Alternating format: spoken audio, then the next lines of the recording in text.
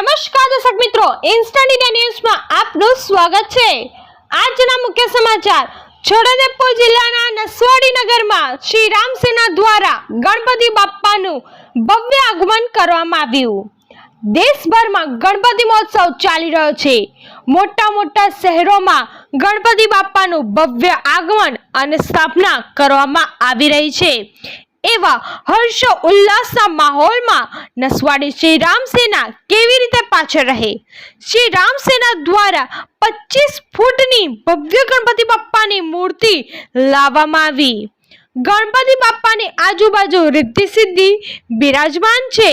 ઉપરના ભાગમાં શ્રી ભોલેનાથનું 11મું રુદ્ર સ્વરૂપ એવા હનુમાનજી બિરાજમાન છે।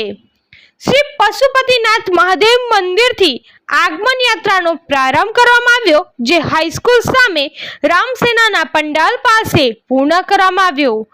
જોરદાર આતિશબાજી સાથે શ્રીજીનું આગમન કરવામાં આવ્યું। આગમન યાત્રામાં મુખ્ય આકર્ષણ કર્ણાટકના પ્રખ્યાત બાહુબલી હનુમાનજી રહ્યા। બાહુબલી હનુમાન દાદા લોકોની વચ્ચે ડીજેના તાલે નૃત્ય કરીને ભક્તોને આનંદિત કર્યા। આગમન યાત્રામાં નસવાડીની ધર્મપ્રેમી જનતા ખૂબ જ મોટી સંખ્યામાં જોડાઈ।